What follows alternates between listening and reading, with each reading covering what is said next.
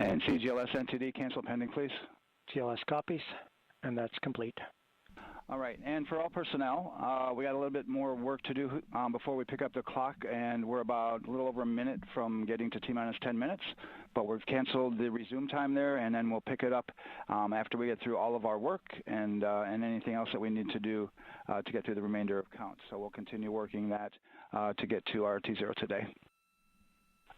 So when we get to about 50 seconds from now, we'll extend that hold. CVSE OTC. CVSE 400-290, looking to verify that we are configured for ascent. Yep, give me about 2 more minutes. I'm going to start CMA2 streaming. Copy. NTD COSE hold requested. Copy that. I have an LCC violation of O-CT-004. S-band transponder anomaly. This was a transient LCC violation, so transponder 1 had a demodulated SNR estimate that went down to 2 dBm when it should have been between 10 and 13. It is now back up to 12, but we did lose that for just a moment. It does not appear that we lost our bit sync or carrier lock, which would be indicative that we lost our lock with the vehicle. So at this point, recommendation would still be go. However, we do have a pre-planned contingency procedure if we want to look at that. But again, this is transient, so we're back in a nominal range. All right, let's see, LPE NTD. Yeah, we're not seeing that hit. So I guess the question for COSE, was that less than 3 samples? Is that below our persistence? Stand by, let me look. It did look like it did persist for several seconds on mine, but let me take a look at the number of samples. Could I get a repeat on the affected LCC, please? Yes, ma'am. That's going to be O-CT-004. Thank you.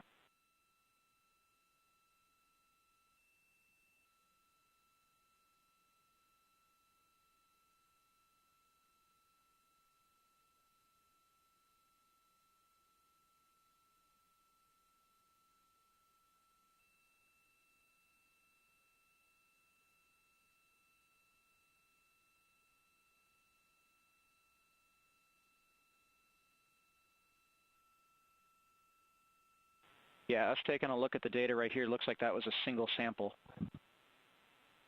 Yeah, copy that. RFTS does report that they also lost lock for about 5 seconds.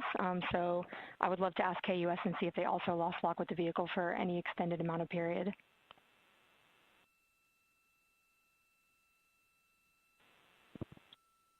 And COSE, while we're doing that, these are 1/10 hertz measurements, correct? So we would have had to lose it for over 10 seconds to get a second sample?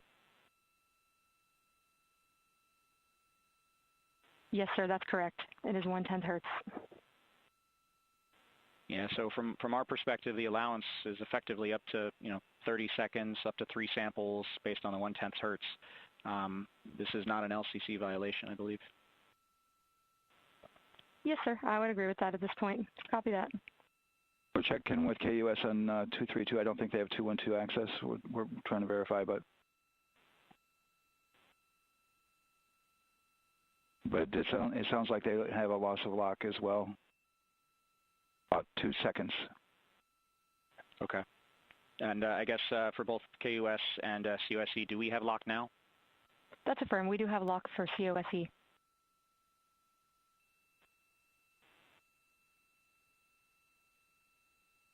Yeah, so from the integration console perspective, we did have a temporary loss there within the allowable, and per the requirement, let's go. This is Houston Flight. We have lock and we have good telemetry here in GSE. And KUS has reported too they have good lock now. So with all of that, OSC, then are we in a go configuration per your LCC? Yes, sir. Recommendation would be go. Okay. LP, you concur with that? Yes, sir. LP concurs go. And Launch Director? Yes, sir. Launch Director concurs go. All right, and I'm going to go ahead and just verify everybody has everything else complete, Launch Director, and if we do, we'll be ready to pick up the poll at that time, unless there's something else that you're aware of. No, sir. Let's verify all our work is complete, and I would like one last check of our constraints list. All right, let's see. OTC, are you still waiting for ComConfig, or are you That is complete with affirmed, sir. Okay, is that your only open item? Yeah, OTC, this is CVSC. That 400 step 290 is complete. Copy. Okay, so OTC, you're complete with all of your work? That's affirmed. All right, copy that. STC? STC is complete. And GTC? GTC is complete. Okay, excellent. All right, and LPE, just want to verify we have no open constraints at this time. No open constraints. We have a clear board, sir. Okay, tracking the same here. And Launch Director, with that, we are clear and ready to pick up the launch readiness poll with your go. All right, sir. I am go for the poll. All right. And for all personnel, this is the NTD conducting the Artemis II launch readiness check. Verify ready to resume count and go for launch. OTC. OTC is go. STC. STC is go. GTC. C's go. MCO. CO's go. Safety Console. The Safety Console is go. LPE. LPEs go. RTD. RTD's go. Houston Flight. Houston Flight is go. ROC. Rock is go. And CDR. Crew is go. Copy that. Thank you, Reed. And Launch Director, NTD, our launch team is ready to proceed at this time. All right, NTD, I copy all. At this time, I'll perform my poll. Attention on the net. This is the Launch Director performing the final poll for launch, verifying no constraints, and go for launch. EGS, Program Chief Engineer. Artemis Chief Engineers are go. Copy, thank you. EGS, Chief Safety Officer. The Artemis CSOs are go. Copy, thank you. Range Weather. Launch weather is go. Thank you, LWO. And Artemis MMT Chair. MMTs go. Thank you, John. And Integrity Launch Director. Good air voice, Charlie. PLT. Thank you, Charlie. This is Victor. We are going for our families. MS1.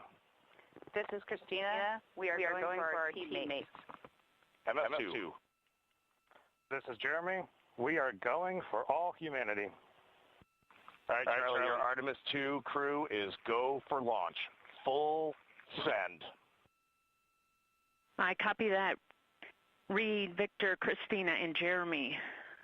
On this historic mission, you take with you the heart of this Artemis team, the daring spirit of the American people and our partners across the globe, and the hopes and dreams of a new generation.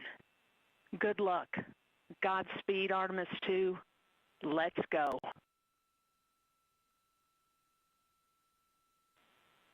And NTD Launch Director. Go ahead, Launch Director. Yes, sir. You have a go to proceed with countdown. Copy that. I'll put it in work. CDR, NTD. Go. Your risers and initiate short purge per your EPROC 10.1.1, steps 8 and 9. 10.1.1, 8 and 9 going to work. Copy. CVSC, NTD. Start and verify recordings of our Orion cameras. Copy. Okay. Well, there you heard it. RSR, NTD. RSR. They're getting ready to start terminal count. arm rotation enable at this time, please. It's currently at T-minus 10 minutes. Once we wrap up this last bit of work, SNA arm rotation enable complete. we're going to start that clock. Copy that. Thank you. Integrity crew, close and lock visors.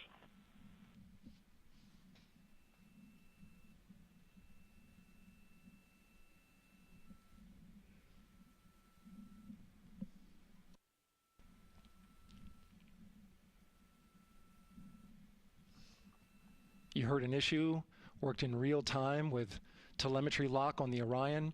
It was transitory. It was very short. They checked the data, confirmed that they had a good lock. This was with the S-band transmitter on the Orion. Worked through that issue, looked at the data, and cleared it. All with the world watching. Impressive work by the launch team. So we have a 2-hour window, which starts in just a few minutes at 6:24 p.m. Eastern Time and goes until 8:24 p.m. Eastern Time. And ECL NTD will be waiting for your verification on the short purge. ECL copies. And for all personnel, once we get that short purge verification, we'll verify that we are clear to go, and then we'll proceed with the terminal count.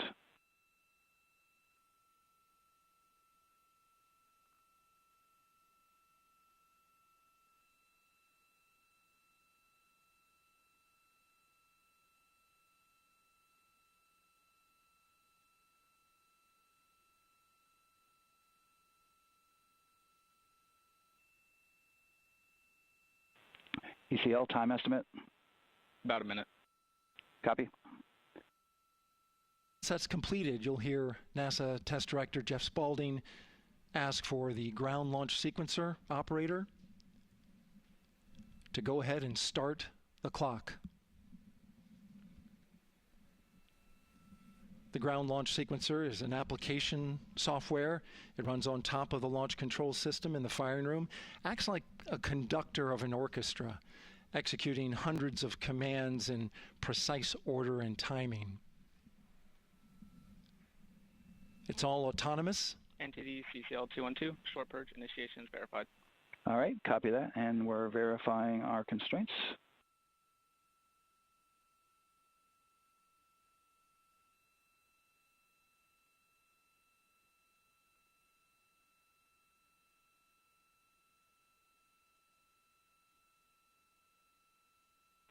All right, and we're clear from cutouts.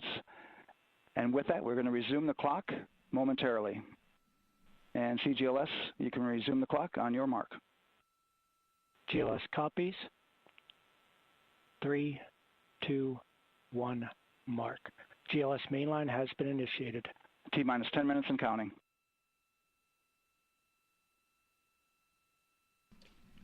And that begins terminal count. Our new T0 is 6:35 p.m. Eastern Time. 6:35 p.m. Eastern Time.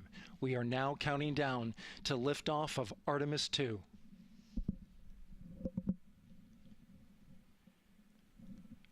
From now on, you're going to hear two voices on the loops. If everything goes nominally, NASA Test Director Jeff Spaulding, who's directly managing the launch team, and Alex Bendelos, the GLS operator who closely monitors the software. He has the ability to stop and restart the countdown.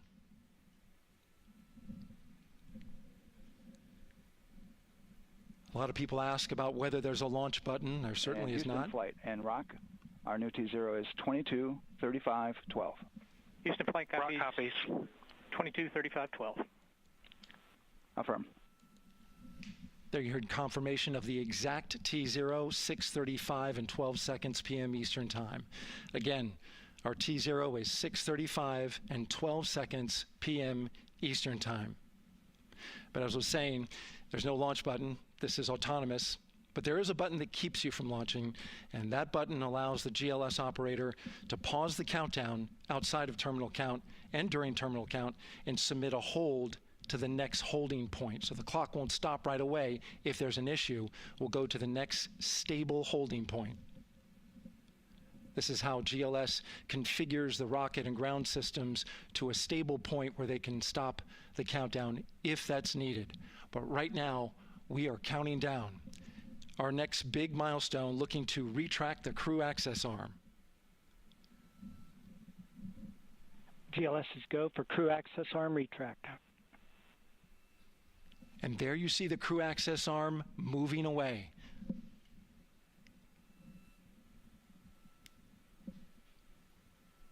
That's the path that the astronauts took to ingress into the rocket.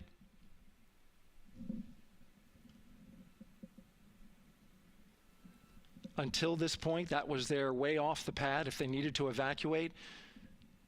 But now with that arm retracting, the backup transitions to a launch abort system, and they'll begin arming that shortly.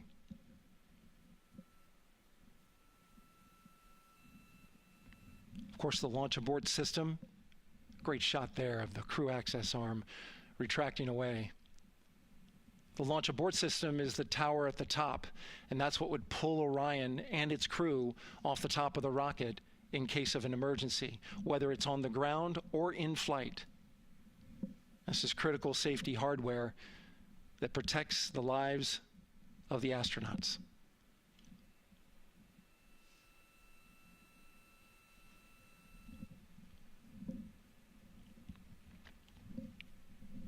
Starting at T-minus 6 minutes, the GLS will start bringing that and other high-energy systems online, starting with core stage pressurization.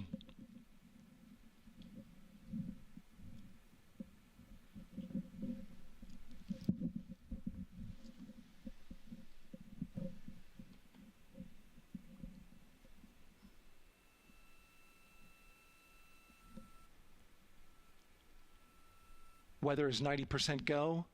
The range is go. All systems are go.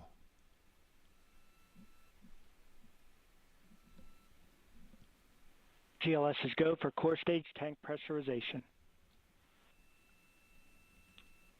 That means the replenish valve for the liquid hydrogen tank has now closed, and that tank is beginning to pressurize to flight levels because that hydrogen is naturally boiling inside the tank. We'll get the liquid oxygen tank a little later in the count. Now the team is waiting for verification that, if needed, the Artemis II crew could use the launch abort system to pull Orion safely off the top of the rocket in an emergency. Let's listen in for that call. GLS verifies last capability available. And CDR, do you copy? CDR copies, last available. That's great news, and you heard the NTD verify that with the commander of the mission. GLS is go for FTS arm. Now work is being done to arm the flight termination system. This is so the range safety can send a flight termination command if the rocket flies too far off track. There's a brief built-in delay so the launch abort system has time to pull the astronauts to safety first. GLS is go for LH2 high flow bleed check. All right, the high flow bleed check. That's so the cryo team gets verification that the RS-25 engines, all 4 of them, are in the proper temperature range for launch.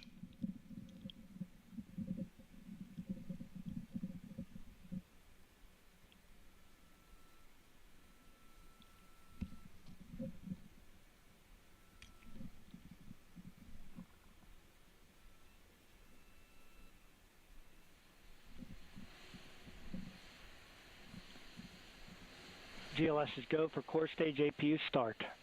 Core stage APUs start. Those are auxiliary power units, high-speed turbines which provide pressure to hydraulic pumps that steer the RS-25 engines. We're going to see a gimbal test a little later at T-minus 2 minutes and 30 seconds.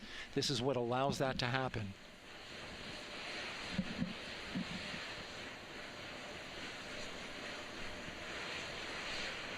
Coming up in about 20 seconds, we're listening for go for purge sequence 4. That's a helium purge of the 4 core stage engines downstream of the propellant valve. This gets all the air and moisture out of there.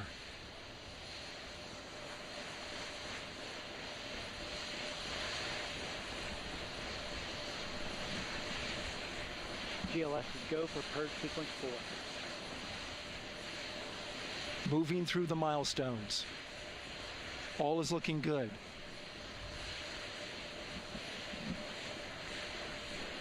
Coming up in just a few seconds, we're going to get that thrust vector control actuator test.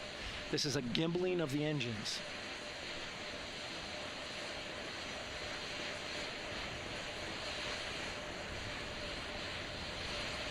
There are the 4 RS-25s, 3 of them Shuttle Heritage, 1 of them built from shuttle parts.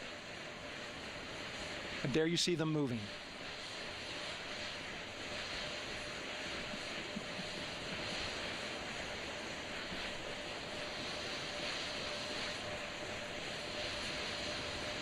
Now we're going to start moving the power from both the upper stage and the lower stage of the rocket to internal, taking ground power away and now going to battery power.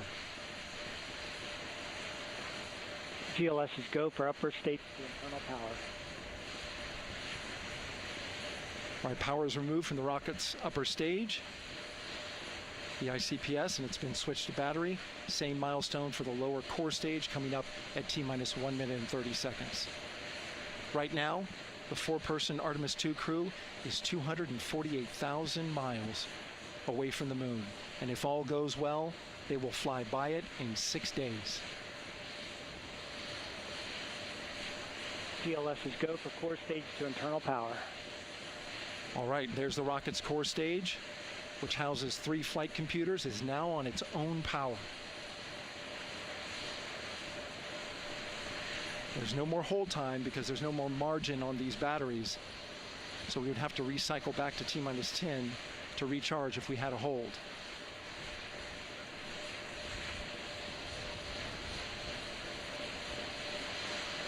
One minute. Right now, the rocket does not know what the T0 is, but coming up at T-minus 33 seconds, control shifts from the ground launch sequencer to the rocket's onboard autonomous launch sequencer, or ALS. The rocket will count itself down, but honor any holds that could come from the ground. Now, shortly after liftoff, Houston will take control of the rocket, and my colleague Gary Jordan will take over commentary. GLS is go for ALS. Great call out. The rocket is on its own. 4 brave explorers ready to ride the most powerful rocket NASA has ever launched. Sound suppression water is flowing. 15. And here we go. 10, 9, 8, 7. RS-25 engines lit. 4, 3, 2, 1. Booster ignition. And liftoff. The crew of Artemis II now bound for the moon. Humanity's next great voyage begins. Good roll pitch. Roger, roll pitch. Houston now controlling the flight of Integrity on the Artemis II mission around the moon.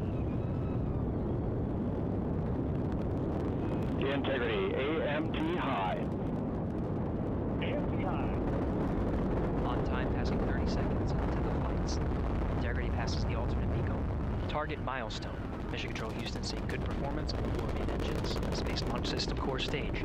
Integrity, 3 miles in altitude. Traveling more than 1,200 miles per hour.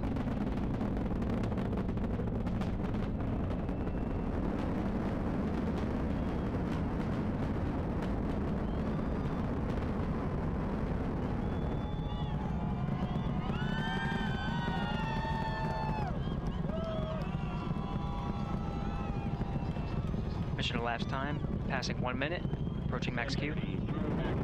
On, Ponce de Leon. Stan, we have you loud and clear on Ponce de Leon. Have you the same? Communication signal transfer confirmed as Integrity and its crew go supersonic. Approaching 90 seconds into the Artemis II mission. Integrity is 14 miles in altitude, 8 miles downrange, traveling more than 2,600 miles per hour.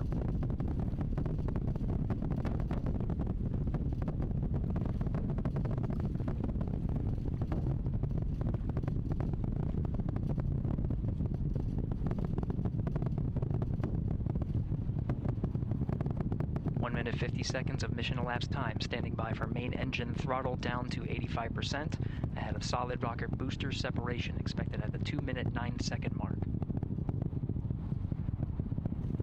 We see throttle down.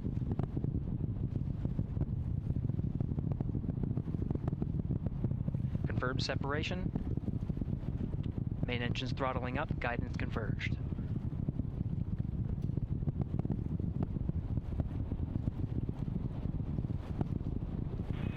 Integrity, guidance converged, performance nominal, upper stage RCS ready. Copy all, Stan. Integrity, SM priming complete. SM priming complete.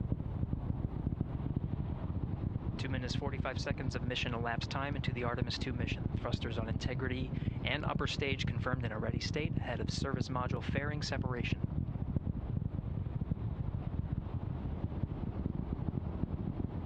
Three minutes into the flight. Integrity 49 miles in altitude, 78 miles downrange, now passing 5,000 miles per hour.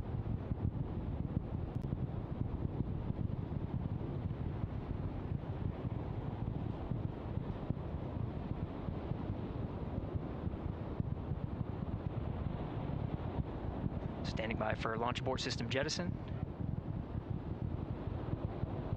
Houston Integrity, good last jettison, great view.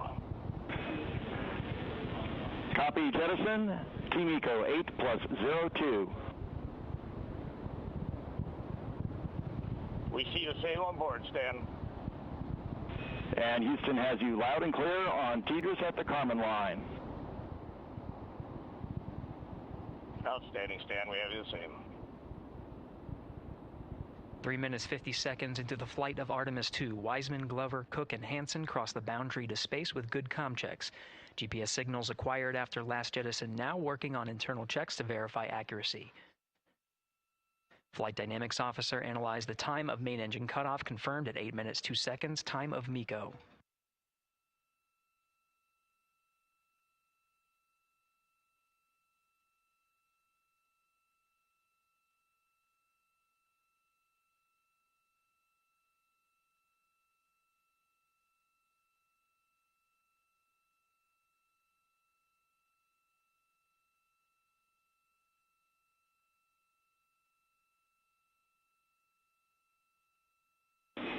Integrity, GPS processing.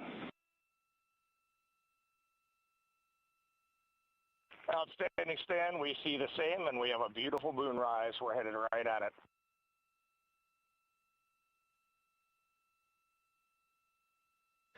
Approaching 5 minutes into the flight, Commander Reed Wiseman confirms he has visuals of his destination. GPS guidance, navigation, and control software finishes internal checks and sends to navigation channels.